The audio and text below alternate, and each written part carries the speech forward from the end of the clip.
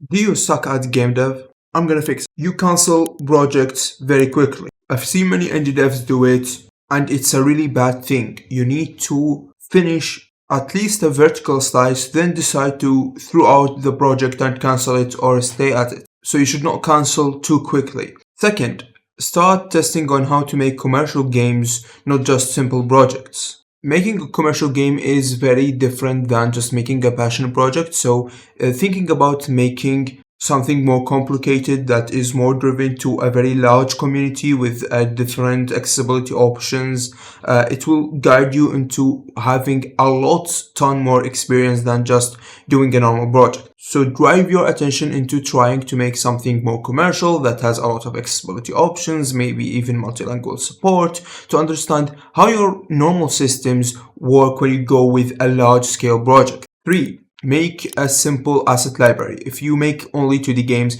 usually people have a specialty, either 2D or 3D games.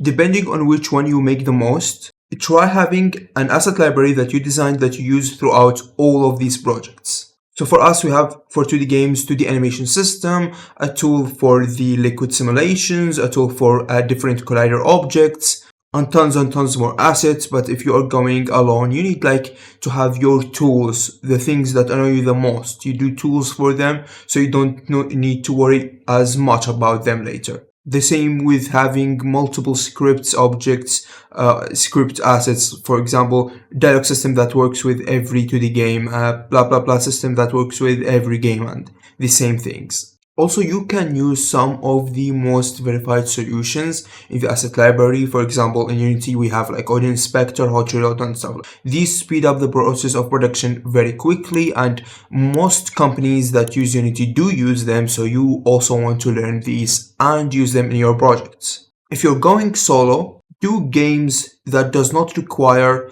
a ton of assets that is handwritten, or hand painted. For example, make games that does not require tons of NPCs, tons of environmental art.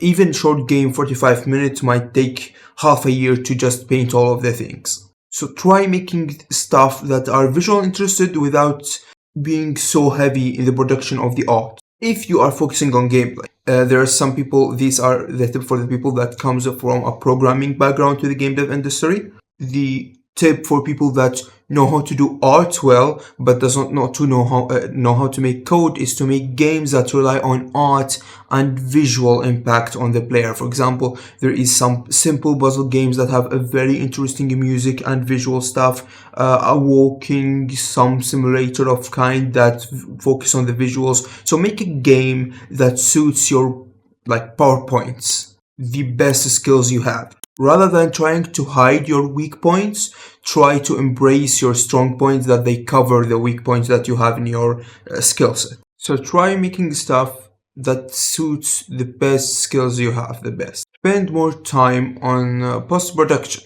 Try not only making stuff, but doing having some people try it and then trying to do updates for it, patch it, understand how patching works for big projects and stuff, because these are an important step. And the one that I annoyed you the most with, pre-production. You always need a very decent pre-production plan. You need character design, environmental arts, narrative design. Pre-production has tons of stuff that you need to do. These are all the tips I have for you today. I hope you enjoyed them. Definitely drop your thoughts in the comments. As always, I try to answer all of them either in a video or in a reply section. Thanks for watching. I hope you had a very great time. Happy New Year, guys. I think this one will be in 2026. Thanks for watching and see you in the next episode. Oh, and definitely don't forget to subscribe and drop us a like, and Wishlist Eggventure.